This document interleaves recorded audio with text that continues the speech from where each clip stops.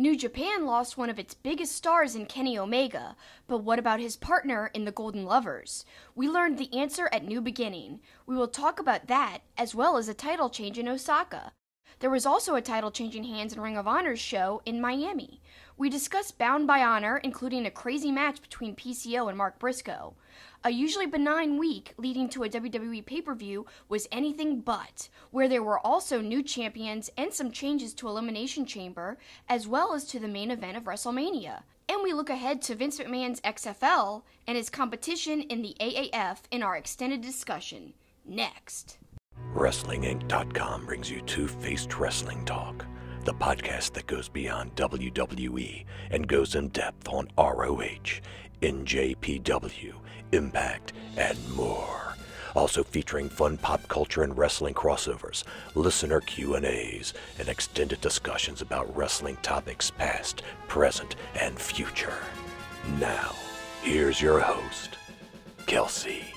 Hi, and welcome to Two-Faced Wrestling Talk. I'm joined, as I am every week, by my co-host, the sarcastic and grumpy Paul. Hi. See? We're here to not be grumpy, but to bring you some really cool wrestling stuff.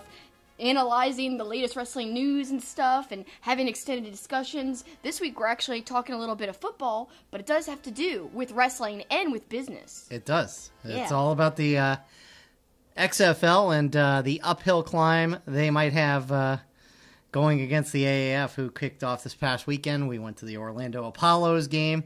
I'm repping the old XFL with the Orlando Rage hat today. We'll talk about that. Yeah, in the second block. But now, before we get into our first block of information and really a lot of stuff, we're going to plug a few things. Firstly, my social media at SuperKickingIt, SuperKickingIt. You can find all my polls there, all of my Twitter questions that I put out, and you can submit some answers, and we'll read them on the podcast a lot of times. Yes, and hallelujah, it's finally happened.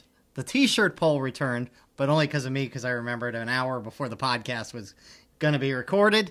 But we did get some votes to actually make it worthy of being a poll. And so Kelsi is wearing the t-shirt poll. Yep, the power was back in your hands this week. I gave 3 options: Roppongi Vice, Colt Cabana, or Scott Hall. And guess what won? Hey, yo, Scott Hall, your boy, Razor Ramon. I saw him inducted into the Hall of Fame in 2014 when WrestleMania 30 was in New Orleans. It was awesome. I also saw him give a really amazing talk at the House of Blues the night before WrestleMania 30. Really heartfelt, talking about how DDP was helping him and Jake Roberts get over their addictions. Now, this is before the release of The Resurrection of Jake the Snake, the documentary. This was at least a year or two before that. So kind of like right when I was learning about the whole struggle of both of them. And also, actually, I was wearing this shirt when I met Scott Hall after a Wildcat Wrestling show in New Orleans, and it was flipping great. That's a story for another day, though. But this time, I gave you guys the power to choose, and it was Scott Hall, yeah, kind the of bad guy. Kind of appropriate that we actually returned the t-shirt survey with the guy that used to say, hey, yo, survey time. Yeah. That may be the worst Scott Hall impersonation ever, but you get the idea. Yeah, it's okay. In addition to plugging that, we should also thank our good friends at St. Arnold Brewing in Houston, Texas. A reminder, and we're going to remind you again throughout the show, live podcast this Sunday leading up to the WWE Elimination Chamber pay-per-view. We're going to be at the Beer Garden in Houston. We will get there about 2:30, so if you're in the Houston area, come out, say hi to us, and then you can be a part of a live podcast at 3 to about 4 o'clock as we get you all ready for the Elimination Chamber. The matches are starting to take shape. We'll talk a little about WWE today, but of course, full-on coverage on Sunday as we get ready for that final pay-per-view before WrestleMania. Yeah, exciting stuff on the horizon. But right now, let's get into the shows that just happened.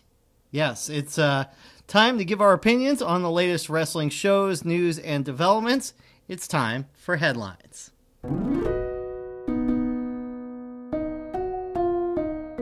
And we're going to start with the show in Osaka, Japan, A New Beginning, which was earlier this week. And lots of big news coming out of that.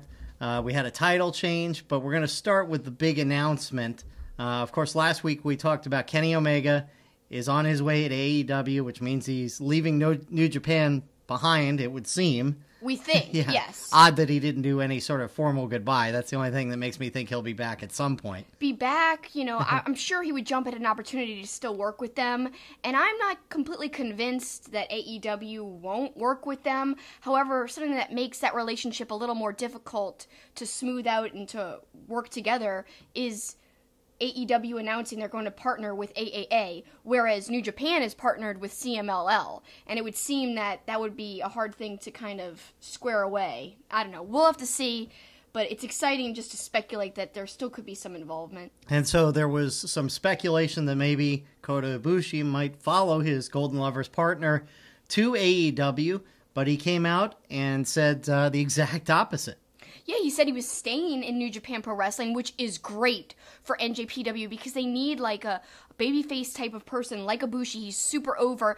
Tanahashi, we'll get into his match later against Jay White, but I think the end result that happened in that match was the correct result because I don't think they should have relied on Tanahashi too much to carry the belt for an extended period of time. He's had it in the past. Yes, he's super over and super popular, but I still think it should be some of the younger guys. You need to develop other top stars. Yes, Okada is a top star, but he just had an insanely long title run with the IWGP Heavyweight Championship. Why would it go straight back to him? So I think this whole Jay White decision is the right way to go. But somebody that could come up in the ranks and be a good contender for Jay White is Ibushi. So it's great that he's staying. But let's talk about the announcement itself.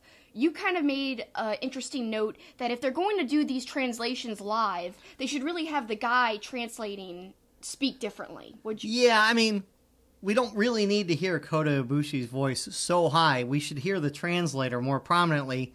And it really should be somebody who's a little quicker on the translation, too. It doesn't have to be exactly right, but in this case, the guy was just kind of mumbling under the Ibushi sound. You could barely hear what he said, but we got the gist of it. Kota Ibushi says he'll be back. He's going to be in the New Japan Cup. And like you said, I mean, if they're going to go into this new kind of era with Kenny Omega gone and, losing some guys and maybe a little transition, I mean, look, nobody was hotter last year than Kota Ibushi. I mean, he had an amazing 2018.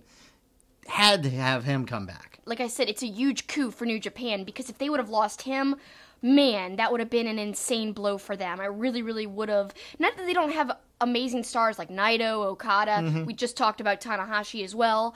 Yeah, but you still need some younger people and some different style people, And I think Kota has, like, the moveset of a junior heavyweight, but he's in the heavyweight division, so it helps with that, too. Because you got somebody like Ospreay, who you could argue is similar to Ibushi in the fact that he's very over, he's a great worker, he's a great talker, very charismatic, but he's in the junior heavyweight division as of right now. So you needed that heavyweight contender who could be really, like, the ultimate babyface, especially with somebody like Jay White now at the helm, who's a heel champion.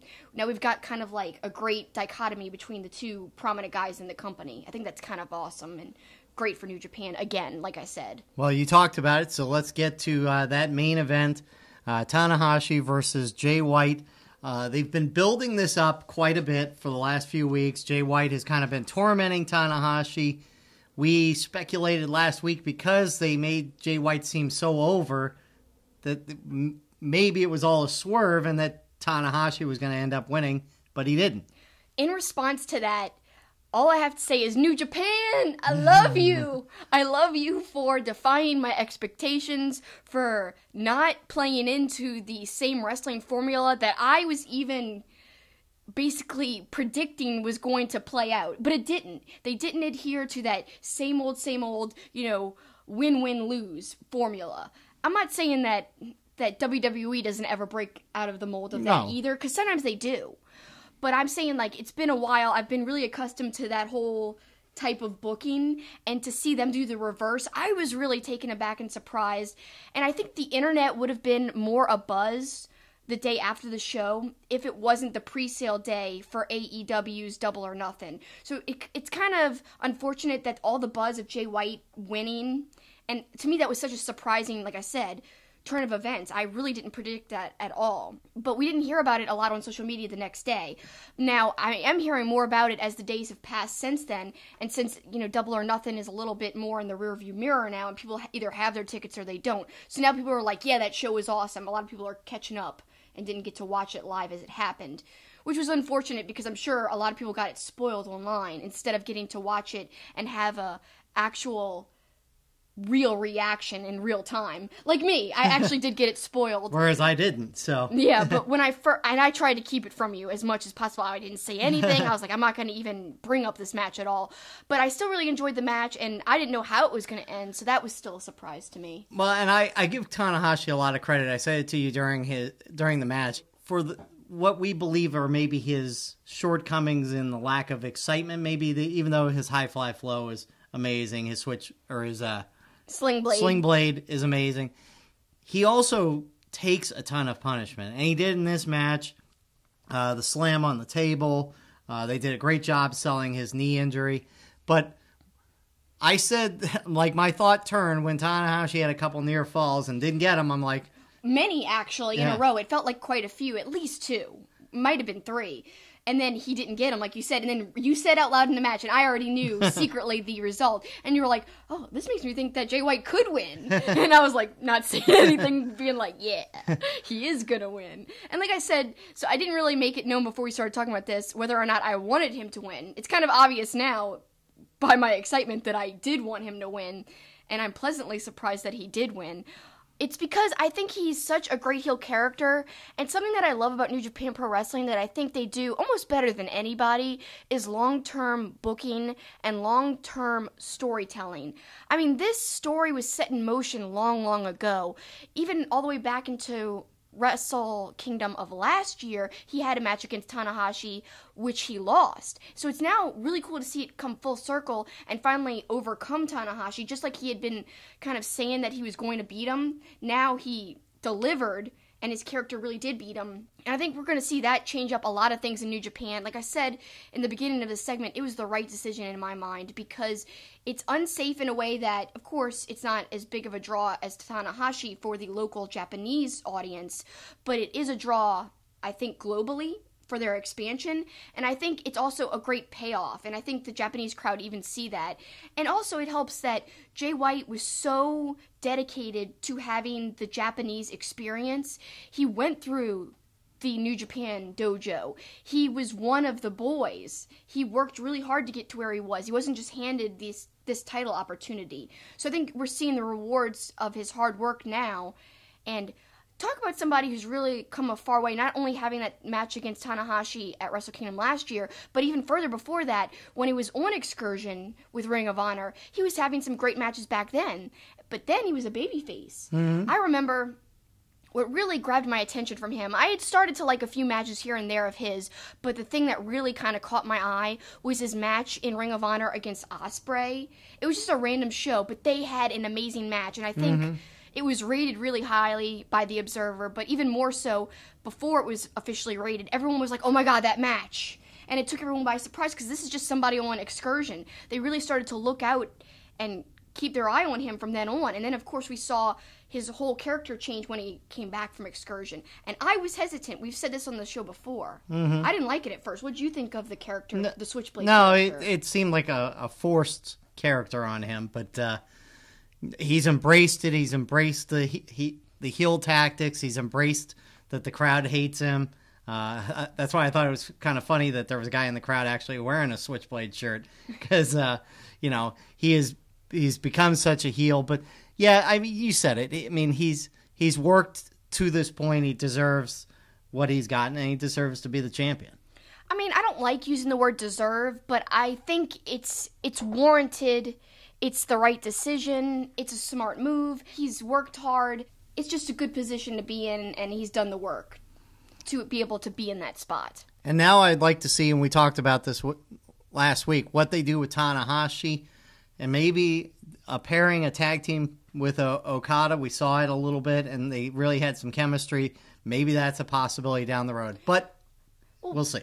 We will see, but I think it's a definite possibility because where else are they going to go to from here? Okada can't be inserted right back into the title picture with Jay White at the helm. He can't be the first challenger, unless I'm completely wrong. I want to see that rematch between Okada and Jay White build for a very long time, with eventually, I'm guessing, Okada being triumphant over his biggest foe, and eventually overcome the betrayal of Gato, who's now on Jay White's side. So that'd be great to eventually see this pay off, and I have faith because New Japan's great at long-term storytelling like that. And speaking of Gato, if you've not seen the video, oh God, I watched it 3 or 4 times. I kept rewinding it on the app, kind of taking away from the intensity of a championship match. The Gato trying to get into the ring to interfere and falling on the apron was one of the funniest things. To me, it was as funny as Titus O'Neil tripping and falling under the ring at the greatest Royal Rumble. Yeah, if you didn't see it, he like jumps up on the apron, or tries to, and then he kind of stumbles, and then he jumps up again.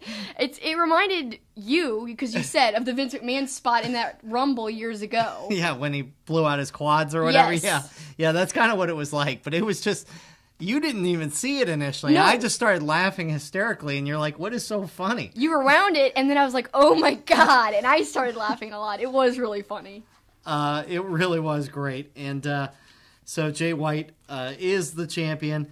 I wish we had a time code for people who haven't noticed it, so they could go back and watch the fall. Well, but I don't have one. I'm sorry. It's just easy to find if you watch the whole match. And you think you may have missed it. It's when they try to introduce the chair into the ring. And right before that. Red Shoes prevents the chair from being used, which is another important thing is in reality, even though there were attempts at heel tactics, Jay White did win the match clean. It wasn't by heel tactics. And I think that was interesting, too. That is interesting. And again, like, the company is obviously very confident at what he can do as the champion for the company, and I think it's an interesting decision, and I'm happy with it. I know some people, I will take the opposite side, like I always do. I like to not be biased and to show both sides whenever we can. I have seen some people kind of grumbling online, like, he's not exciting to me, there's nothing overly special about his moveset, I'm not really buying into this character. I was like that at first in terms of the character, but he's proven to me that he's a great heel, and it's grown and grown, and it's developed and developed over this last year especially. So to me, I'm fine with the character, but I can understand not being excited by his moveset. However, give him some time. I think he'll have some great matches, and I thought the Tanahashi match was really great. And I loved the psychology of the working over of the leg of Tanahashi. I really enjoyed the whole thing. Well, another great match was the Junior Heavyweight Championship, Ishimori against Taguchi. And the match starts with Taguchi coming down in a costume that I wouldn't have known anything about until Kevin Kelly alluded to it. Yeah, Don Callis was like, would you like to explain the outfit, Kevin? And he's like, yes, it's from a previous incarnation of Ishimori's, where he was in this thing called Sailor Boys. Yeah, it was like a boy band kind of thing. I had to go on Wikipedia and research it. And then luckily Kevin Kelly went back to it and talked about it a little more. But it was very funny because we don't really see a lot of personality from Ishimori. But Taguchi did the dance, and then Ishimori showed him how to do the dance after he threw him out of the ring. Like, hey, this is how it's done. And he had, like, such a huge smirk, like a smarmy smirk on his face, and it was awesome. But let me say this. Nobody can tell me that Taguchi is bad, okay? I love Taguchi. I know the hip attack's a bit much. I know you don't like him. He's good except for that. Remember when I said Paul was grumpy? Here we go. But basically, I think Taguchi, when he wants to be serious and wrestle, he could pull out all the stops and have a great match. And that's what we saw for most of that match. Yes, there was the silly mocking, but I thought that added to it. No, it was good. Yeah, it was. No, I like Taguchi's sense of humor. It's funny, and he, for the most part, is a good wrestler. But, I'm not a fan of the hip attack. I know. In any, whether it's Naomi or anybody doing it. It's just, I know what you mean. Silly. I mean, that's not my favorite move, but I'll clarify that right now. But Taguchi as a whole, besides that, I love. I really do. And something I never talk about in terms of Taguchi, I didn't realize how much I really love his theme song. I hadn't heard it in a while because I hadn't watched one of his matches in a while because I don't watch the smaller shows as much anymore as I would like to. But man, that theme song gets stuck in my head. If you don't remember, go back and listen to it. It's quite catchy. Ishimori retains the title, and then after the match calls out Thunder Liger, who's on the broadcast, so a future showdown there. The other noteworthy news from the show, and really the show before it, in the least surprising thing maybe ever. Tama Tonga is no longer a good guy again. I knew it. I called it. I was like, this good guy persona is not going to last very long at all. Come on, quit cheating. I can't even do it. I'm not even as high-pitched as him when he was screaming and forced to hurt people. But yes, we saw the turn back into the bad boy. And boy, did I miss the bad boy Tama Tonga. Just so smooth and confident and cocky. There's hardly anyone who could do it like him. The good guy persona, though, was better than... It was better than I originally thought. I kind of bashed it at first. I was like, I hate this. It was so much better than when Yanu tried to be like a fair wrestler, and that lasted like a week. That's funny that you say that. I saw someone tweet out, okay, so what lasted longer? Yanu trying to follow the rules, or the good guy Tama Tonga? And boy, did Tama Tonga go over the top on going bad. I mean, the kendo stick attacks to the photographers, to the ring announcer. He was wielding that thing pretty wildly. He really was, but again, that's why I liked it, because he's really a heel that's so smooth and confident and very hard-hitting and scary, actually, when he wants to be, even though he's also very calm and collected in a way, calculating, you could almost say. But he's got both sides, and that's what makes him a great heel wrestler. Well, one final thing we wanted to talk about, you mentioned it a couple times during the broadcast while we were watching it, having Callis and Kelly back together, what little things like Callis brought up the working of the leg in the Jay White match, you liked the speed of commentary. Just talk about what you meant by those things. Well, they were specifically really analyzing the dragon screw leg whip, basically talking about how you can perform that move without using your knee much, because as we know throughout the whole match, Jay White was working over Tanahashi's knee, really both of his knees, but specifically one knee in general. And then Callis is saying, well, you know, the great thing about this move, you could do it even without using your knee. So I like that because it's subtly explaining why Tanahashi can still be on offense, but still sell his leg for the rest of the match. That's what makes a great commentary team. Kevin Kelly and Don Callis do that type of thing all the time. They add little nuances to a match. They add little tidbits in that you would have never known before. And I kind of made this comment earlier on my Twitter. I said, I love their chemistry. They never talk over each other. And specifically, Kevin Kelly's description of the action is so well done. It's not really rushed. Like, I'm a fast talker. What I would describe Kevin Kelly like is a slow, fast talker. And what I mean by that is he doesn't lag too far behind the action, but he doesn't sound like insanely speedy either, like some other play-by-play guys do. And I'm not saying that's a bad way to be. A lot of times, the faster you talk, the more you describe, basically without having too much time pass by and get too far behind on the action. However, Kevin Kelly is a perfect balance between fast and moderately paced, and that's what I love about him. So, great show. Great to have those guys back together, and New Japan Cup is not far off, and Kota Ibushi will be in that, and we have plenty to look forward to this year. We do. I'm really excited about New Japan going forward, and I think they're just going to be fine. Even if they don't partner with AEW, I think they are still going to keep rising, especially in the Western world with the Western audience. I think they're going to be A-okay. But I want to backtrack a second and add one more note of why I love Callis being back. He was so excited about Tama Tonga hitting people with the kendo stick. Hit him! Get him! Hit everybody! Yeah, until he swung the kendo stick right in front of Callis. Yeah. Then he scared him. I mean, Callis really wants anybody to get beat up. He's just an evil guy. Or an evil character. I really love that about him. You almost, until you stepped in with that, almost had the perfect segue. And you didn't even realize it. You talked about New Japan rising in the Western world. Of course, they're going to be a part of Honor Rising, which leads us to Ring of Honor. Yeah, that's true. See, subconsciously, you even knew you were doing that. How about that? I guess so. I'm pretty good, I guess. Ring of Honor had a big show in Miami that was for Honor Club members only, called Bound by Honor. It was a really strong show, probably a little longer than we thought it was going to be, but a great show nonetheless. And the match of the night, PCO versus Mark Briscoe. PCO is crazy.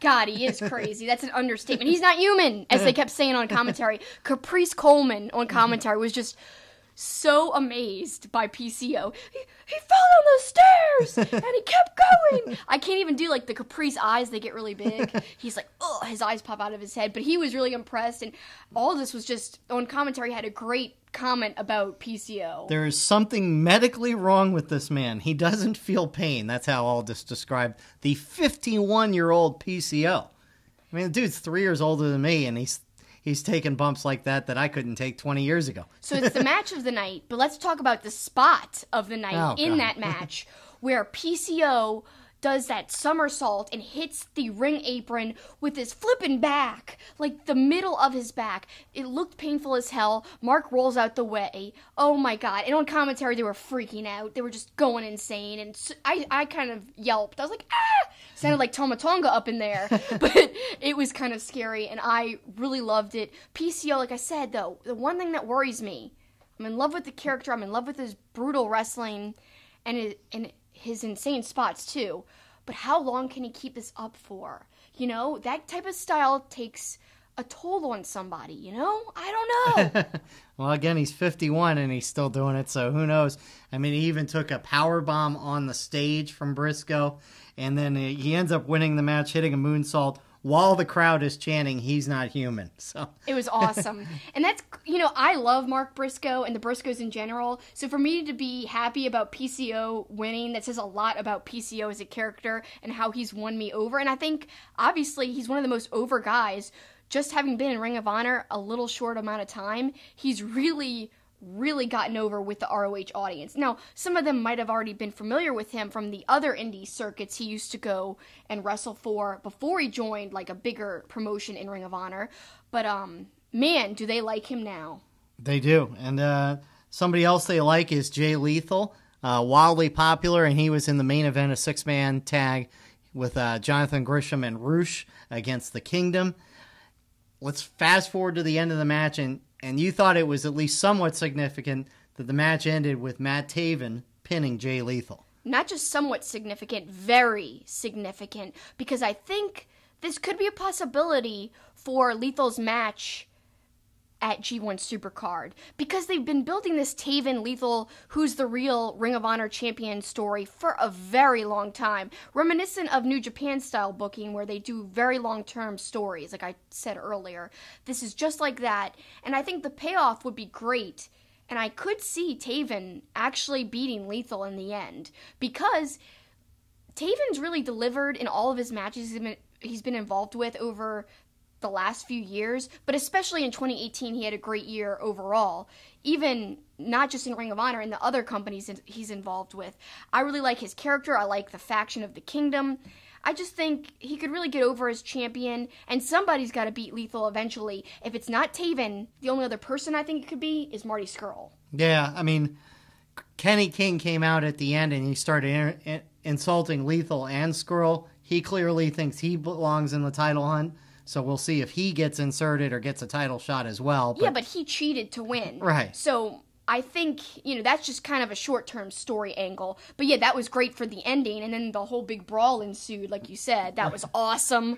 PCO just basically flipping on to everybody. Oh, I loved it. Yeah, that was a great way to end the show. They all toppled like dominoes. Yeah, which always is ridiculous. But no, but I don't remember such a big group of people in a long time on any wrestling show. I think there was 20 guys there at least. Yeah, it was awesome. Earlier in the night, there was a title change. In the Women of Honor, Iwatani beats Kelly Klein with 2 moonsaults off the top rope, and Caprice goes crazy. he lost his mind when Iwatani won. So congratulations, and I guess a bit of a surprise that there is a title change. Well, yes, because it's a non-pay-per-view show, and also it's a very short time after Klein had just won it. So I'm very surprised, and she decided to sign with Ring of Honor again. So after all that, to lose the belt so quickly, I am a little shocked, but I think this is a good way to shake things up. You know, Sumi did hold the title for a while, so a second shorter reign by somebody else I don't think is necessarily a bad thing. All this is very intriguing, and it makes the Honor Club members feel like anything can happen on these house shows, which I love. That's why you got to do it. Just like I've always said about WWE house shows, you got to mix in a title change once in a while so that people believe something significant is going to happen, so they invest their time. And one last comment about the show. I want to make sure that I shout out Aldis and Caprice both for doing a great job on commentary. There were some iffy moments here and there, but both of those guys are not used to doing commentary for the whole show, and they did a great job holding down the fort while Ian Riccaboni was off because he thought his wife could go into labor at any day during that weekend. So I think it was great that they stepped up, and I think it's great of Ring of Honor as a company to allow Ian to stay at home. And Ian's tweeted about this. If you want to find out more about the story, go to Ian's Instagram and his Twitter. Both have the story of why it means so much to him that he was allowed to take off and how much he appreciates Ring of Honor being like a family-oriented company and really understanding of what he wanted, which was to be there for his child's birth. Unfortunately, his child wasn't born over the weekend. She's a little past due. And like you said, kudos to Nick Aldis doing play-by-play. I thought he did a pretty good job for not being a trained play-by-play guy. I've been saying he's an underrated talker. I actually said that both he and Caprice Coleman were underrated talkers, and I've been saying this for months and months, maybe even over 6 months. So if you guys are sleeping on Aldis, don't do that, because it's some great stuff. Also, I want to mention that Aldis had another great segment on the night before, which will obviously eventually air, I'm guessing, on their TV tapings. But he's going to have a match against Marty Scurll for the NWA World's Heavyweight Championship. That's going to be amazing. At first, we thought he was going to team with Scurll for the Crockett Cup tournament, which is Ring of Honor partnering with NWA, and NWA is also partnering with New Japan as well, and CMLL for that tournament. It's really going to be awesome. If you want to see the full segment, go to NWA's YouTube channel. It's literally up right now, youtube.com/NWA. I really enjoyed the whole segment, and it's another testament to how Nick Aldis is one of the greatest talkers, and it's a really great interaction between him and Marty Scurll, and if you guys didn't know, they're actually good friends and have been for a very long time. Very much so. You shouted him out. I want to shout out the other guy that I thought was the star of that show. No surprise, the Bandito is really good. And I loved early in the match when he tries to hulk up against Malonis, because Malonis obviously is dwarfing him. And he tried to make himself look real big by lifting his arms up.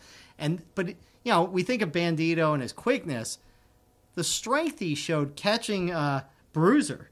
And not only did he catch Pier City Bruiser, he turned and power slammed him, which I thought was a really impressive showing by Bandito. So I think that whole Lifeblood faction, I think, is going to be worth watching in 2019.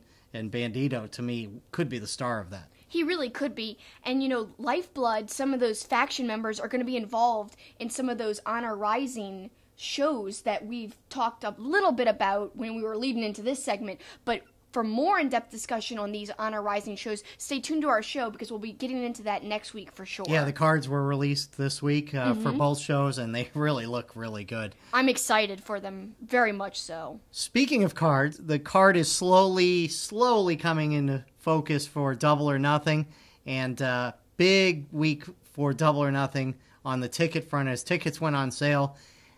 I think we all knew it was going to sell out. It's insane how quickly it sold out. It really is. And let me tell you that I had a personal experience with not being able to get tickets. Some of it was kind of self-inflicted. Yes, I accidentally released my tickets, and it was stupid. It was so stupid, and I cried. I was so sad. I was like, I can't believe I'm not going to go. I want to be at the show, but I also wanted to see my friends from Twitter, because I got to see them last year at StarCast and at All In. So it was just as much about missing out on seeing the people and missing out on coverage that we were going to do. So I was all upset, and I got to give a shout out to Amy and her husband Andy for having 2 extra tickets and selling them to us at face value, by the way. That was really, really nice of them.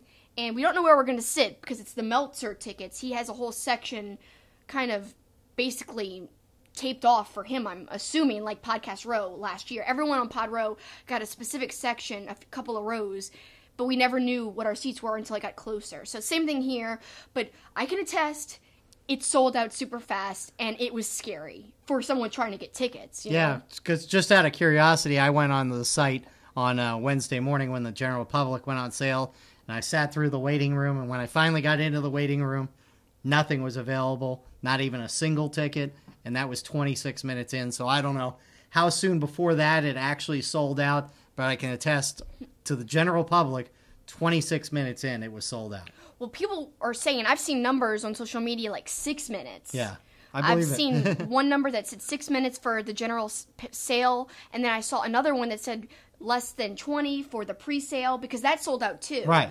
But they're different sets of tickets, so I don't know if you combine them as a total or what you do or how you decide how fast it really sold out. But let's just say it doesn't matter. It sold out super flippin' fast, regardless of the actual minutes that was recorded. But it's going to be a great show, and obviously they could have probably done a 20,000 seat arena, or maybe even more. Yeah. I mean, I think, we'll see what they do on shows coming up after that. Like in Jacksonville. Will they do it at the football stadium? I don't know. That's like really big. That's a bit much, but they could maybe do the baseball stadium there. They got a minor league baseball stadium there. They could maybe do it there if they wanted to do it outside. Otherwise, the arena in Jacksonville is smallish. I think it only holds 7,000 or 8,000. Oh, okay. I didn't know. So that's definitely going to be a smaller show if they do it at the, I think it's called the Veterans Memorial Coliseum. Well, let's hope we get tickets no matter where that Jacksonville show is at. I really want to go, but we're excited we got tickets. We hope all of you who wanted to get tickets were able to, because it's going to be a fun time, and we'll be talking about what we're going to do coverage-wise as it gets closer and closer. But yeah, we're seeing lots of things develop. Obviously, the thing I'm most excited for is Omega versus Jericho. I'm most excited about Lucha Brothers versus Young Bucks, if that's what's going to happen. I hope they get the amount of time that they should get. Because remember, Bucks were shorted time last year because they were the main event. Right. And the show was going over at that point, so they kind of got their match cut a little bit. They got everything in, I'll give it to them, but you could definitely tell it was a little rushed. So this year, my big hope is, and that would be the match I'm looking forward to most, but if it goes on last, I'm wary that it could be cut for time if they go over. Because I'm guessing this is going to be on Fight TV again. Yep. Obviously, which has time constraints. We'll just have to see. All that looks to be really awesome, but my one criticism of this build towards Double or Nothing, and I like to, like I said earlier in the show, paint two sides of everything, because there's always another side. I am enjoying, for the most part, the Road to Double or Nothing videos, and you could find that on the Nightmare Family YouTube channel, which is basically Cody Rhodes' YouTube channel. It reminds me a little of Being the Elite, but it's not as natural feeling, and it's almost like they're trying to show backstage decisions like they're really actually happening, but it's obviously scripted. So the thing I don't like, and my criticism is, that it comes off like a reality show type of feel, and I don't like that. I think the build with Aldis and Cody, leading towards All In, was a lot more natural and a lot more, what's the word? Organic, but like it had a lot more of them. Yeah. It was more real and more emotion too. So to me, I hope they put more emotion into these Road to Double or Nothing shows and have it more be about natural types of things, developing natural matches and stuff and natural storylines. I don't know. I know that's a little harsh and a little nitpicky, obviously, but if you just go back and watch some of the Road to All In stuff, where it's painting the match between Aldis and Cody, it's just not the same as these Road to Double or Nothing shows. It's my one criticism. Well, we're excited about Double or Nothing regardless, and we're also excited about this weekend, heading about 5 hours west of New Orleans to Houston, Texas, for the Elimination Chamber pay-per-view. Big storylines that we will talk about, as we mentioned earlier, at our live podcast on Sunday. We'll look ahead to that pay-per-view more so then, but we're going to talk about some happenings this week on WWE television. Obviously, the biggest story angle again is the whole Becky Lynch, Ronda Rousey, and now Charlotte involved in this. The bizarre little apology angle. Becky finally apologizes, but then Vince comes out and says they may accept your apology, talking about Triple H and Steph, but I don't. You're suspended and Charlotte's in.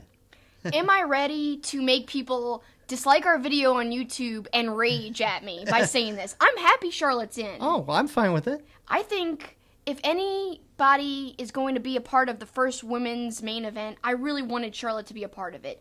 I didn't care if it was a singles or not. Like, I'm more than happy that Becky obviously will eventually also be part of it. It's obviously setting up this triple threat. Right. She's not going to be suspended. Something's going to happen where she's going to be in that match. Right.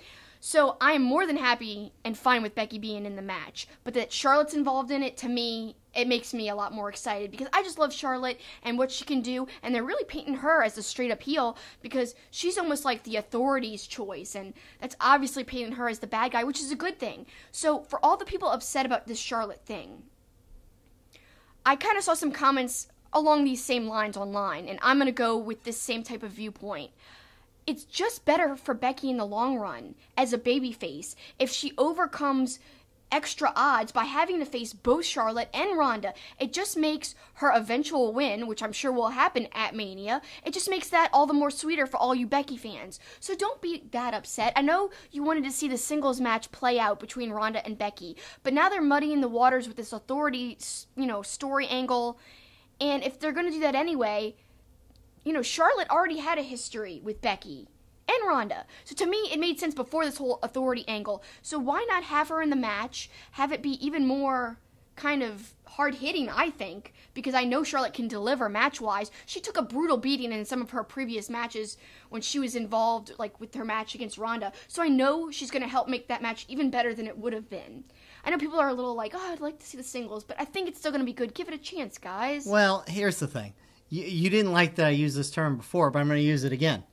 Charlotte deserves to be in. If it's going to be the main event of WrestleMania, if a women's match is going to be the main event, the final match of the night, you got to have Charlotte in it. Charlotte has been the best wrestler in the women's division since they gave it the prominence that it deserves. So she deserves to be in it. And she, like you said, she's had great matches with Becky. She's had a great match with Ronda. Totally deserves to be in it. And I think, like you said, there's no doubt Becky's going to be in it. Unless, and nobody is, it's been dispelled, so I'm just throwing it out there, that if there was just the slightest hint that they were worried about Becky's injury, this kind of covers them, because they can always go back and make it a triple threat, as opposed to, okay, maybe Becky's hurt or whatever. I know that's not the case, but it wouldn't surprise me if somehow that leaked out later that Becky was a little hurt and they were a little worried about it. I don't think that's correct. I understand you're saying it's probably not correct anyway. Right. But I don't agree with that at all. I don't think she's hurt. I think they have no intention of her not being part of the main event. I think it's for sure in stone. But I think this is a good way to take her out and do this whole suspension angle. I don't like the angle overall because I think it's been done sloppily and it's been done very not clean cut where nobody's the clear cut heel. Except recently, Vince McMahon came up as basically the authority heel. So, again, it's too stone cold Vince McMahon for me, and I don't like that. Just do something new. But what makes it okay, I think, is that this gives them a chance to rest Becky so that nothing will happen to her, because I think that's the most important thing, to basically preserve her being in the match. So this gets her out of a lot of matches, and it also builds up slowly to Mania. You've got some time to kill between now and Mania. This is a good way to bide time, although, like I said, I don't like the exact way the angle's playing out. It's been clunky. It has been. I don't like the doctor thing. I don't like the apology thing. They could have gone straight to Vince McMahon having a problem with her, and that would have been more clean cut than this whole... She didn't come off like a pure babyface at all when she was relating to Triple H and Stephanie. She just seemed kind of like, no, I'm not going to get checked out. But she was supposed to be like, I don't trust you. That's why I'm not getting checked out. But it wasn't painted that way. I'm not saying it was her fault. I'm just saying it was the way it was written and played out. So I'm excited to see going forward how they play this. And hopefully it gets a little more cleaned up, let's say. And a little more defined. Because I want to see some clear-cut heel tactics from Charlotte and from Vince, and I want them to be the super bad guys. Where does Ronda play out in all this? She's kind of like in a gray area, because she's telling Becky, apologize even if you don't mean it. So that to me tells me she's not really the pure heel, but she's not really Becky's friend either. With the whole Ice and Advil Bee comment a few weeks ago, it's obvious she's not Becky's friend, but she does want Becky to be in the match with her. So it leaves her in a weird position. Like I'm saying, I need clear-cut stuff here. Well, Charlotte clearly is embracing kind of the crowd turning on her, judging by her her promo in ring on SmackDown on Tuesday. Before we move away from this, I just want to circle back real quick. You said Charlotte deserves it. I agree with you. But many people would disagree with you and say Charlotte's only gotten this far because of her dad's name. But you and I know that she's got the skills and the talent. Her wrestling is good. I really don't know, after all we've seen from her, that you could say she's only gotten over and gotten by and gotten pushed because of her name. Because she's proven that she's more than a name.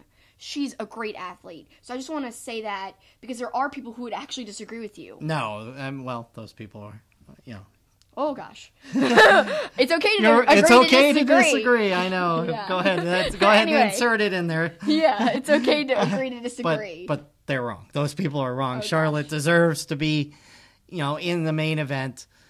Just like, when in Dallas, when they had the ladies on the mural outside of AT&T Stadium, and what a big deal that was, that the women were a big part of WrestleMania, and Charlotte was part of that. She has been one of the driving forces of this evolution. I think she deserves it just as much as Becky, and I think it makes for an interesting match at WrestleMania if it's a three-way. So I think it does too, and we say it's okay to disagree, but I agree with you. So there you go. And we can both agree we're excited. The little video from Kevin Owens at the bowling alley with his family. He's just so funny. Just in that, it was funny, and I can't wait to have Kevin Owens back. I'm really excited too, and I think this means that Sami Zayn is also on the horizon because I just listened to a podcast. They're kind of on the same recovery schedule. So hopefully, not only do we get Kevin Owens back soon, but maybe Zayn too. And I love Owens. He's one of the greatest heels ever in WWE because he can play a funny heel and still be a bad guy. I don't know. He just does it so well, and he's so attuned to what the audience wants, and I want to see a championship run from him. I really do. And I hope he comes back with a bang. And the video ends. You expect that when he steps up and rolls the ball, it's going to be like doctored, and he's going to roll a strike for sure. And he throws a straight gutter ball, which was tremendous. I wasn't expecting that, so I think that made the video better. Because these videos are so overplayed. Like, oh, look at them doing this or that. That made it more real and more believable, but also funny. But it still didn't hurt like his whole heelish kind of attitude or persona. I still thought it worked great. How much his kid looks like him that was in the background too is amazing. I mean, he looks like a miniature Kevin Owens. Yeah, Owen does look like him a lot. So at the AEW presser, the Young Bucks said, "We believe that tag team wrestling can main event shows," right? Mm-hmm. Well, the main event wrestling wise on Raw was a tag team title match, and it was the Revival going against Gable and Rude.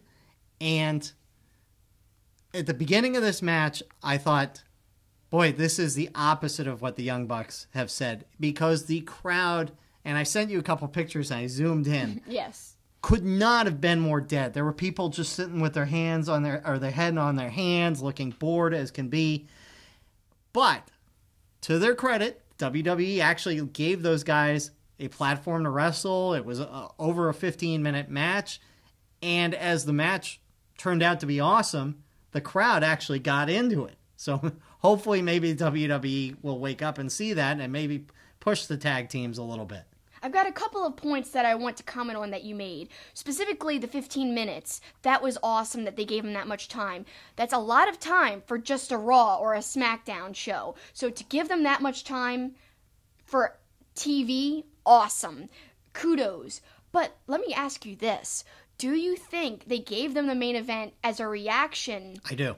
To AEW, the presser? Well, two things. I do, but I also think that they were going to not have that maybe on the pay-per-view unless it was going to be in the pre-show.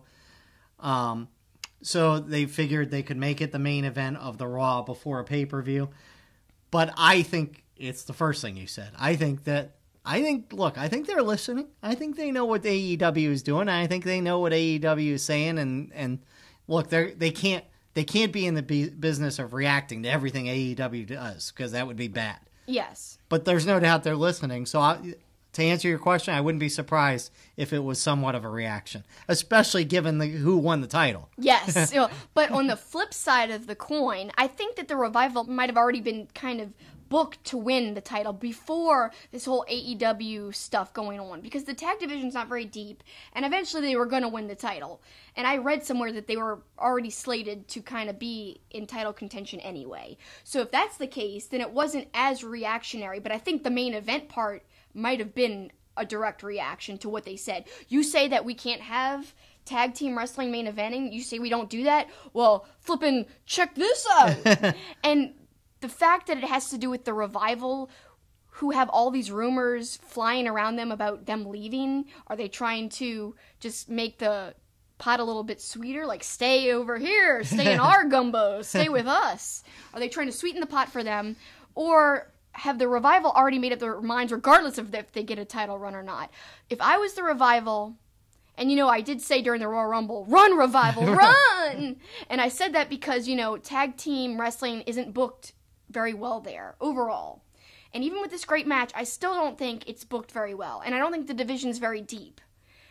But I think if I was the Revival, I would truly think it's time to go and try something else and to see if we can make it outside.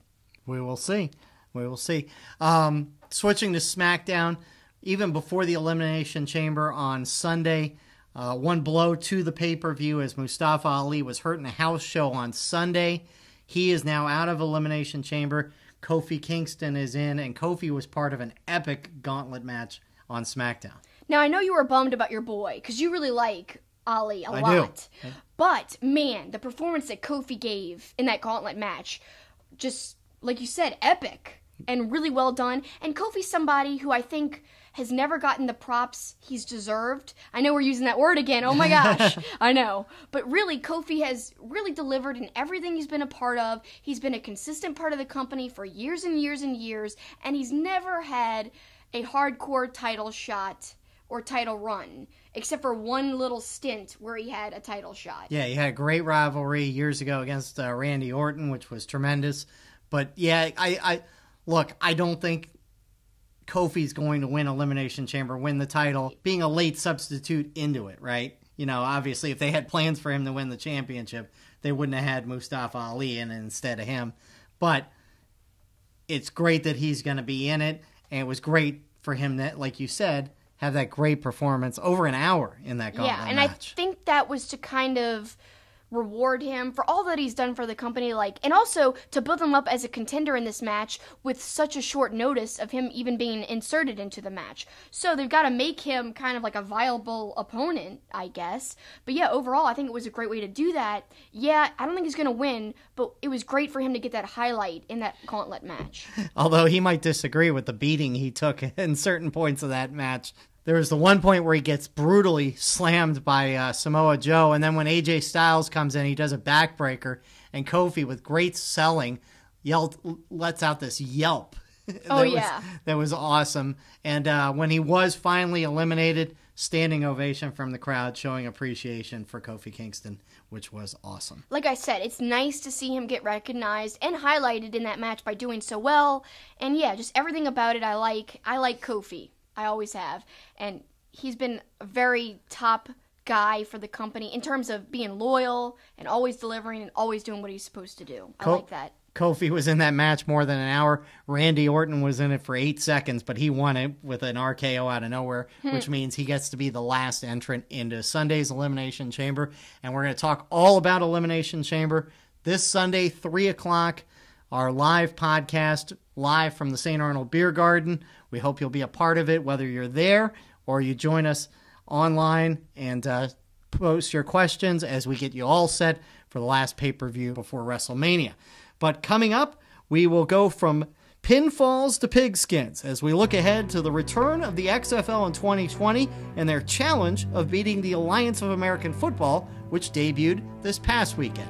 Heads and Tails is next. St. Arnold Brewing Company, located in Houston, is Texas' oldest craft brewery. Their goal is to brew world-class beers and deliver them to their customers as fresh as possible, making them the best beers in Texas and Louisiana. Their customers are beer lovers, people that appreciate great, full-flavored beers. So whether you're enjoying an art car IPA or a smooth-drinking lawnmower, look for St. Arnold beers throughout Louisiana and Texas. Our Two-Faced Wrestling Talk logo was inspired by Two-Face, the Batman animated series character, and his coin. The logo was designed by the talented and creative artist Eric Hudson. Eric creates wrestling-themed pieces as well as other pop culture art. He is also currently working on a Roddy Piper comic book. You can follow him on Facebook, Twitter, and Instagram at Dreaded Dinosaur. You can also support his work by becoming a patron at patreon.com/dreadeddinosaur. Please check out his work. Just as every coin has two sides, so does every wrestling discussion. So now it's time for our extended discussion segment. It's time for Heads and Tails.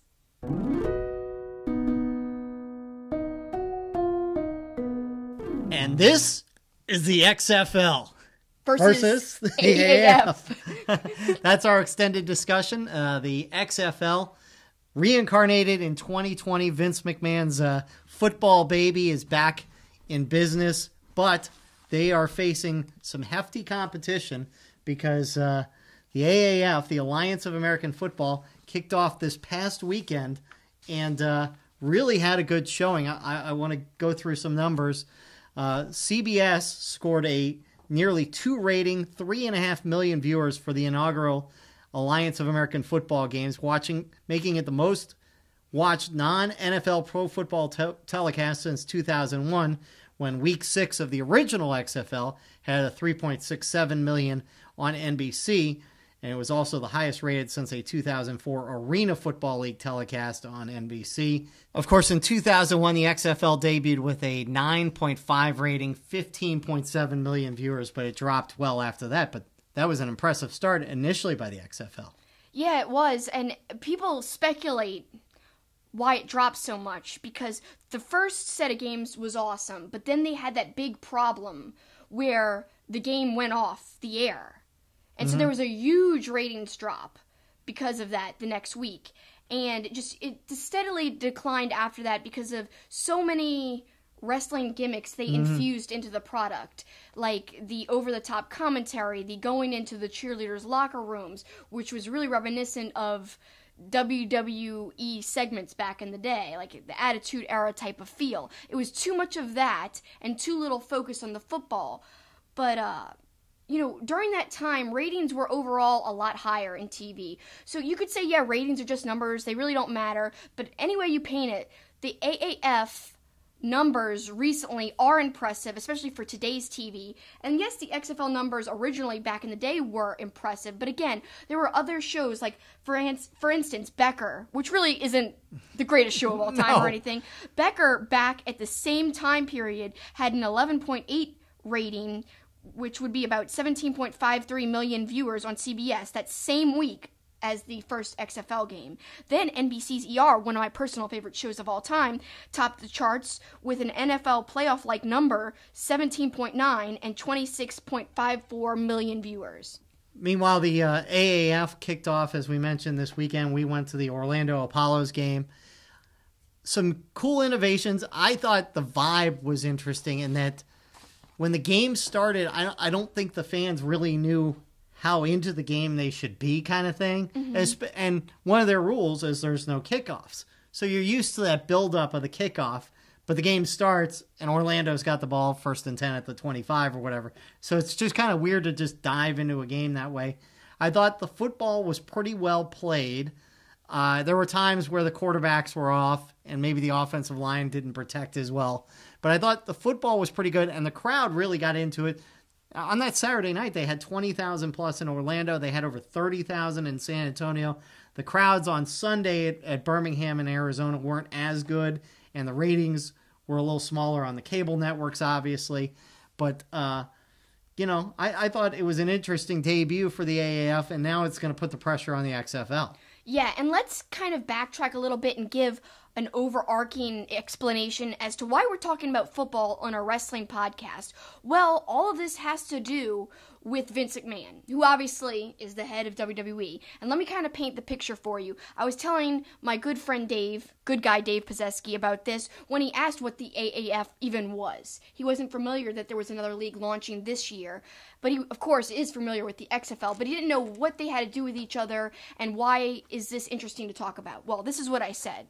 You know, not very long ago, there was an XFL 30 for 30 documentary about the rise and fall of the XFL. Of course, the XFL is the brainchild of Vince McMahon, who is the owner and head of WWE. But also, Vince's original partner on the XFL back in the day was NBC's Dick Ebersol. The director of the 30 for 30 documentary about the XFL was actually done by Dick's son, Charlie Ebersol. So Dick and Charlie are, of course, longtime friends of Vince McMahon. Ironically, Charlie, the director of the documentary, and the son of Dick, who was the original partner to Vince, he is the one launching the direct competition to the XFL. He is the one who has launched the AAF. This, to me, is so intriguing. So not only does the AAF have a head start on the XFL by getting a jump start a year earlier, but also it's just crazy because Charlie knows about the inner workings of the XFL. He basically grew up during the time where his dad and Vince launched the XFL. I think it's very intriguing, but the biggest question in my mind is, did Vince decide to relaunch the XFL before or after he found out about Charlie launching the AAF? And it all is so weird because the XFL documentary, which Charlie directed, ended with a tease with Dick Ebersol and Vince McMahon sitting at a table laughing, reminiscing, saying they wish they could do it all over again. They really want to take another stab at it. Almost seemed like they'd be working together on it again. Yet Dick's son's the one who launches what would seem to be competition in a way. And also, I think the biggest thing, which you and I will delve into right now before we get into our comments, is that the AAF on TV was kind of promoting that they want to be a pipeline for the NFL. So they're not presenting themselves as competition like the XFL did back in the day. They wanted to compete with the NFL. Now the AAF are saying we want to be a pipeline. We want to work with the NFL. And that, to me, is bad news for the XFL. What are your thoughts on all that? Yeah, I mean, that's the interesting part because the XFL thought they were going to be competition in the NFL. Well, you're not going to be competition in the NFL with Jeff Brom at quarterback. The USFL back in the 80s was a legitimate competition to the NFL. They were stealing Heisman Trophy winners and signing them before the NFL could get them. The XFL wasn't going to be that. So in that regard, this incarnation by the AAF is brilliant. I mean, we had this discussion during the game. I may be the only person on the planet Earth, other than this guy's family. Garrett Gilbert, the starting quarterback for Orlando, played Game 17 of the NFL against the Saints here in New Orleans once Cam Newton was out in a meaningless Week 17 game. So I may be the only person on the planet that has seen Garrett Gilbert start the last two games he's played in New Orleans and Orlando. But that's the kind of guy that is in this league.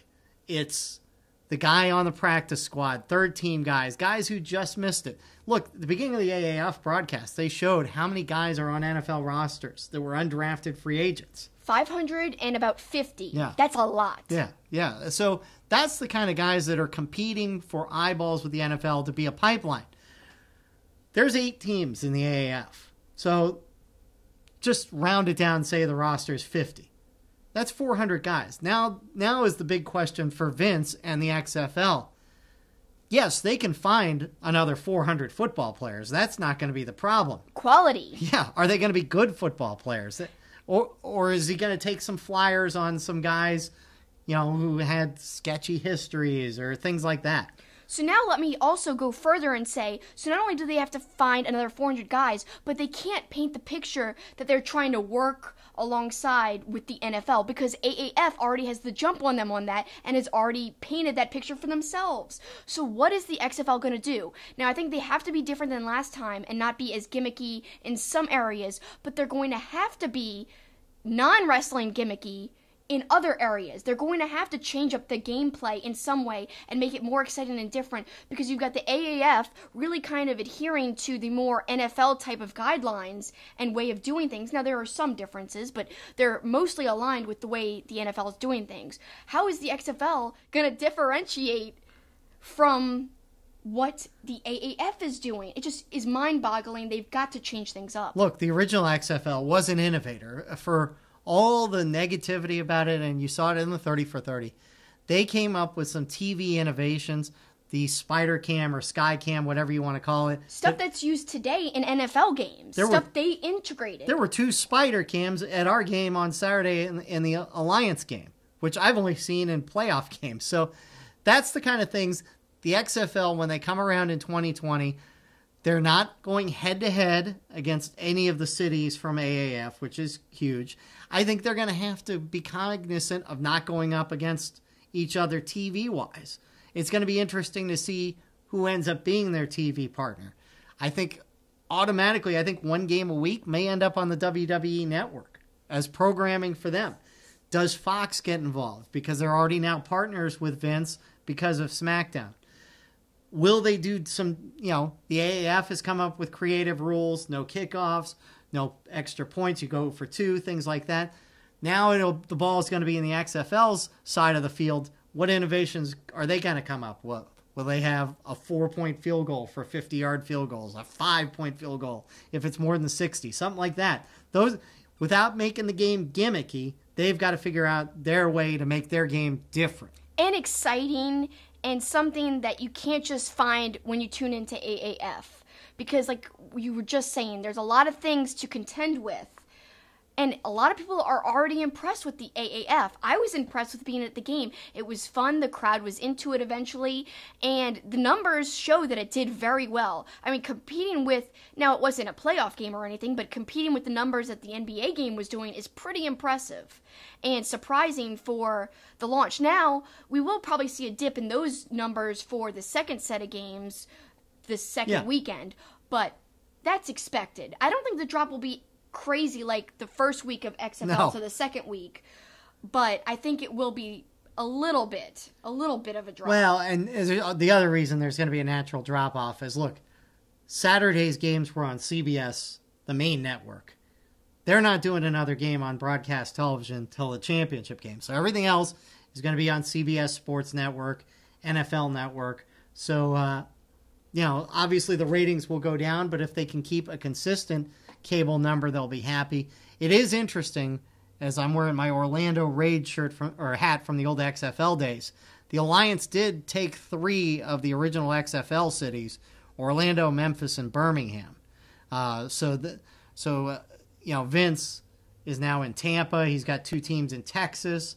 So that's going to be interesting to see when they come around for the XFL. So if you haven't seen the 30 for 30 documentary on the original XFL, I would check it out because it gives you a lot of backstory at what the XFL did great in terms of production quality and stuff.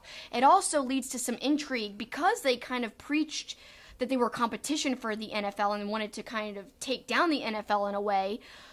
There's speculation. I listened to a podcast after the documentary came out where Charlie Ebersol kind of said that there was people who wondered if there was some kind of sabotage by the NFL. Because when that game went off the air, a plug out of the TV truck was unplugged. And a gas tank wasn't filled. For a backup generator, a backup generator. Now, how likely is it that both of those things were left undone? When you really think about the production quality that WWE has had over the years, how many times they've had that major of an issue on any of their productions? They've gone live on Raw forever. Right. So they have a top-notch production team. I just find it hard to believe that those 2 big things would have happened in the same game at the same time. It's all very, I don't know. It makes me a little skeptical that there wasn't some kind of interference. Now, that's crazy to say. It's kind of like conspiracy theory types of stuff. But Charlie kind of painted that picture. Yeah, it's... Look, the XFL was fun. They know they made a ton of mistakes back in the day, and they won't make the same ones now, but it'll be interesting to see, how many eyeballs will follow them and especially with the AAF getting the head start, which led us to a poll question where we asked folks if they would watch the XFL exclusively when it comes aboard in 2020. Will they continue to watch the AAF exclusively because they don't like WWE or whatever? Will you watch both or will you watch neither? And we got a few answers. Before we go into the answers, I think the answer for me is I'm going to watch both because I love football. Yeah. So, I now have a rooting interest in these Orlando Apollo games. We're going to go to a Birmingham game a little later in the year. Yep. And next year, we'll probably go to some XFL games as well. But we'll see what people have to say. Okay, so the results of the poll were, some of it was surprising, but the main winner of the poll wasn't. The main winner of the poll, with 46% of the vote out of 213 votes, they voted that they would watch both the XFL and the AAF. So a little under half of the people who responded said that. But what I think is the most surprising is that the second most popular answer was people would only watch the AAF. That to me is surprising because I thought maybe neither would be second. Really, the most surprising part of the whole poll is only the XFL came in last with only 8% of votes. Neither came in third with 22%. Well, I'm not surprised on the neither being high. I am surprised by the only AAF. But I think part of that is those are people that are like, well, that's going to be the better quality football. I'm going to be basically watching the equivalent of AA baseball, watching the XFL. And that's a fair statement. If the AAF right now is positioning themselves like AAA baseball for Major League Baseball, then, the XFL obviously has the next 400 players. They're not going to be the high-quality players. So I just am going to watch both because I like football, and, I want to see the different environments and the different rules. And they may surprise us. Maybe it'll be great and fun and unique without being like over the top like it was when it first launched. Maybe it will be something that catches people's eyes. And maybe people will be like, I didn't think I was going to tune in, but I kind of like these changes and all these exciting new things. So we'll have to see, but let's go to your opinions right now and see what you think. And we're going to start with @MJ Hart. I'll watch both, but the AAF is off to a good head start. Good quality of play, pace of play, rule changes, production values. It might depend on the quality of players the XFL are able to bring in. Orlando's quarterback, who, as we mentioned a little earlier, did mop-up duty Week 17 for Carolina, played well. That's Garrett Gilbert, the Orlando quarterback, who actually did play pretty well after a shaky start. Yeah, well, I think everyone was nervous at the beginning of the AAF game.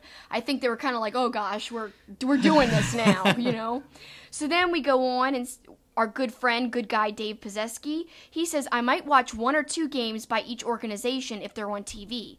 But honestly, I'm not interested in alternative football. While the NFL isn't perfect, it's generally what I like to watch besides college football. Definitely a standard answer, and I think an answer a lot of people can relate to, because if you like football, a lot of times you're going to watch the NFL, because that's what we all have known for so long. So then we go to @BIZZARR1000. I will try to do both, really enjoying the AAF. Why? Because competition will only benefit both leagues, I think. Then we've got @Psycho Nigiri. Probably neither, if I'm being honest. Just stick with regular football, NFL. And I get that. Some people are burned out once the NFL season ends, and they're okay with that gap of not having football. But, the AAF really played into the missing of football in their opening video package for their first game. Yeah. It was well done, and it was smart. Sad that football's over? Well, you don't have to be. Tune into the AAF. Very smart. Like you said, there are the section of people who are over it, but I think a lot more people wouldn't mind watching some more football. And I think another part of it will be teams that have rooting interests, like our buddy Iddings up there in Champaign is a Gator. So he's interested in the Orlando Apollos because they have now 8 Gators, and the signature coach maybe in the AAF is Steve Spurrier, who is one of the most popular and interesting college coaches of all time. So that will be part of it too if you've got some guys to root for, even from your own school. @Fujiwara Armbar, I'll only watch the AAF because they're catering to smaller markets, which I find more interesting. I live in Alabama, so it's awesome that we have a pro team now. The AAF is a league that looks like a complement to the NFL. The XFL doesn't interest me, honestly. At Dallas Barnes 420 says his only problem was some of the flags and non-flags, but it's the first week, so he sees those being more defined as the weeks go by. Even that was one of the things I expected to see a lot more of in that Orlando game, was more penalty flags. And there were 18, I think, between the two teams, but a bunch of those were late when the second teamers were in the game even. So overall, I thought it was fairly well played. It was well played, and I liked the faster pace. It felt like everything went by really quickly, and a lot of people were talking about the big thing was the person in the booth who could overturn some of the calls. That was kind of the thing on Twitter everyone was talking about, and wishing that the NFL would kind of integrate something like that into what they do. Because you actually heard the thought process of the person doing the review. So yeah, I thought that was interesting as well. All right, so then we go on with more opinions about the AAF versus XFL whole thing.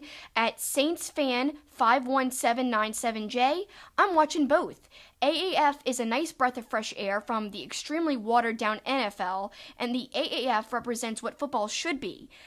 XFL could be interesting as long as they don't make the same mistakes as last time, which I doubt they will. During the game, Saints fan added he was enjoying what he was seeing from the AAF, less commercials, and also a faster-paced game like I said as well. Well, and that is interesting about the fast-paced game because there were shorter commercials. The play clock was 35 seconds. And I think Vince even alluded to his XFL going to be a running clock, which I don't think you can really do that because then the game's too fast, I think. But he wanted to make the XFL faster, too. Yeah, so he wanted it within 2 hours, right? Yes, I believe that was the original thing he said when he first had that press conference. Now, I will admit, I haven't kept up with as much XFL news in the past few months.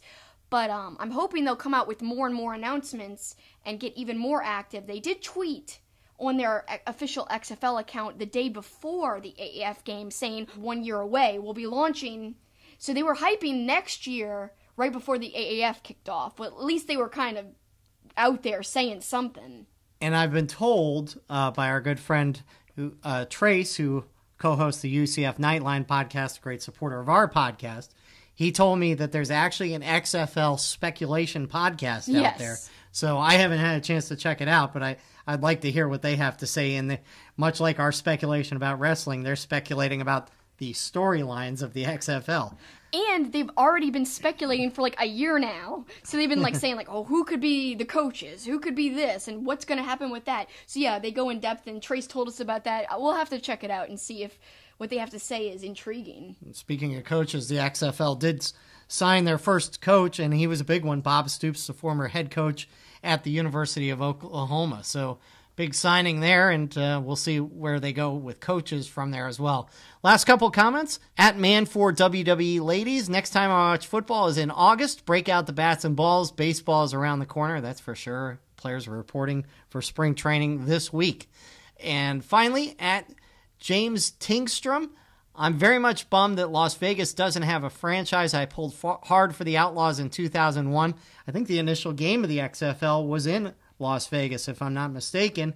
And I just learned today, I didn't know this, the AAF championship game is going to be played in Las Vegas. It's not going to be at the seat of the higher seating or whatever. I've been told that championship game is in Las Vegas. Well, we know that AEW is going to Vegas too, unrelated to football. But actually, circling back around, you had a speculation why they might not have a team there. It's because the Raiders are moving there eventually. So maybe the XFL doesn't want to have a team there because of the direct team in the other bigger market, obviously, for the NFL. Yeah, although that hasn't scared off Vince. He's gone into places that do have NFL teams with the XFL. Yes, but this would be a move like where they have to reestablish. So reestablishing two teams in a new area is a lot different than coming into an already established area trying to satisfy unsatisfied fans. Yeah, when they came into Las Vegas, there were no pro teams other than minor league baseball or whatever. Now you've got the NHL's Golden Knights, and then you're going to have the Raiders in 2020. And certainly you don't want to be coming into the Las Vegas the same time as the Raiders, because the Raiders are obviously going to have this sparkling new stadium and everything else in Las Vegas. Some great comments, and before we wrap up the discussion, I do want to put a little footnote. I'm not actually sure if the ratings dropped in the original XFL from week 1 to week 2 or week 2 to week 3. So let me just say that I'm not sure which is correct, but I know they had a big ratings drop very soon after they launched because of bad production in either the first or the second set of games. I just am not sure if it's week 1 to 2 or 2 to 3. It was big drop from 1 to 2, and it went steadily downhill ever since. I remember joking with my buddy, well, they can't get any lower than they got last week, and then they did. So, yeah. So it certainly did not go well down the stretch for the XFL. You mentioned it the other day, and the best part of the documentary and the best part of the XFL was the nicknames on the back. Now, I don't know if Vince is going to go for that again because it's more wrestling-like, and he's trying to steer away from that, but I'd love to see the nicknames come back. He hate me. Yeah. Come on. That was the best part of the league. He's going to have to do some gimmicks for sure. Just, again, not the too wrestling gimmicky stuff. Right, like the cheerleader stuff, which I don't think he even said he wants it to be more family-oriented. So we'll have to see what all these changes mean and if he could still compete with not only the NFL this time, but the AAF. But now it's time to close out the show and send them home.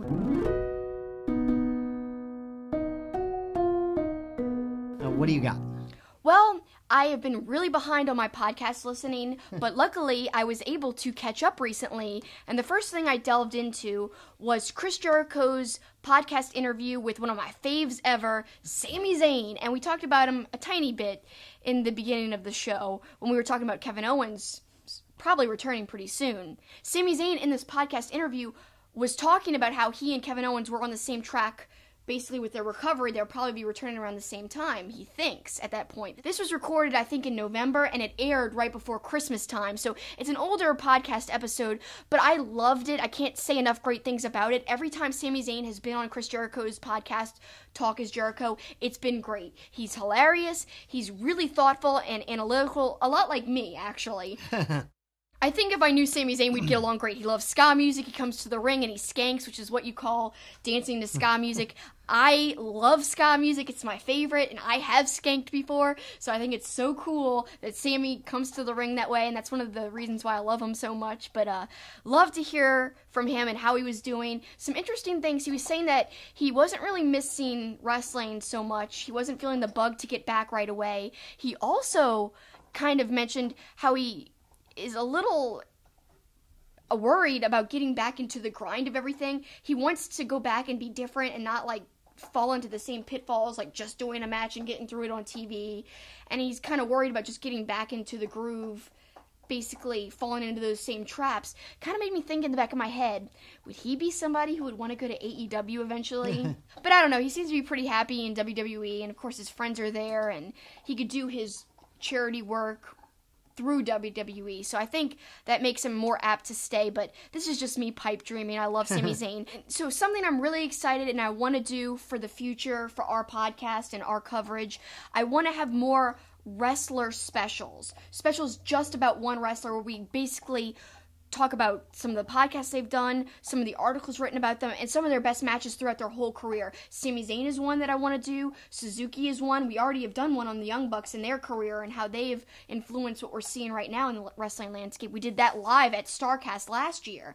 Look out, we'll probably do another live podcast this year at either StarCast or After Double or Nothing, or we'll have to see. But we're definitely going to do some kind of coverage there, whether it's live and also a taped podcast. We might do both, or we might just do one. We'll have to see. But look out, I'm wanting to do a Sami Zayn special, and I think it would be a lot of fun. And I guess I'm going to close out the show with a reminder, as we did the XFL discussion, we are going to be in an XFL city next, or later this week, I should say, the Elimination Chamber in Houston. So we want to remind you once again, live podcast at 3 o'clock Central Time, from the St. Arnold Beer Garden. We'll do a meet and greet at 2:30. If you want to come by, say hi. We're going to have giveaways. We're going to have some prizes. We want you to be a part of the podcast, so we'll get you on camera behind us asking questions. So it's going to be a fun time. We'll obviously partake of some delicious St. Arnold beer, and it'll be great leading up to this historic pay-per-view Elimination Chamber, where the first women's tag team title holders will be determined in an Elimination Chamber, and then the SmackDown WWE title will be determined in an Elimination Chamber as well. so we'll be enjoying some beer, but hopefully not so much so that we'll see a repeat of what happened after All In, where I was going crazy dancing like a lunatic to Downstate at the All In after party. If you guys follow me on Twitter at SuperKickingIt, I released that video that Paul sneakily took of me during the after party of All In, where I'm bouncing around, literally the only person in the room dancing. So hopefully we don't see a repeat of that when I'm drinking a lot of beer probably during our pre-Elimination Chamber event at St. Arnold's Beer Garden. So, we look forward to that. We can't wait to get over to Houston. We have not seen the St. Arnold Beer Garden yet, and so we're looking forward to seeing what it's all about. It's supposed to be a beautiful day. Of course, the way the weather changes, who knows, but it's supposed to be a beautiful day in Houston, and we can't wait to be there and can't wait to go to Toyota Center for the Elimination Chamber. And of course, we will talk about the Elimination Chamber next week on this podcast and what happened there. And again, our podcast, special live edition, 3 o'clock Central Time from Houston on Sunday. We hope to see you there, but if you can't attend in person, then please tune in live through Wrestling Inc. It'll probably be on their YouTube. Stay tuned, and you could watch us and still interact just as easily as if you were there, just through online. The magic of the internet. But we really appreciate your time right now. So thanks so much for spending the time with us, listening to us, or viewing us if you're checking us out on YouTube. We had a fun little football discussion. Hopefully you didn't mind us kind of segueing away from wrestling for a little bit. But don't worry, we'll have lots more wrestling next week. It'll be an all-wrestling show. And that's it for us. That's the finish.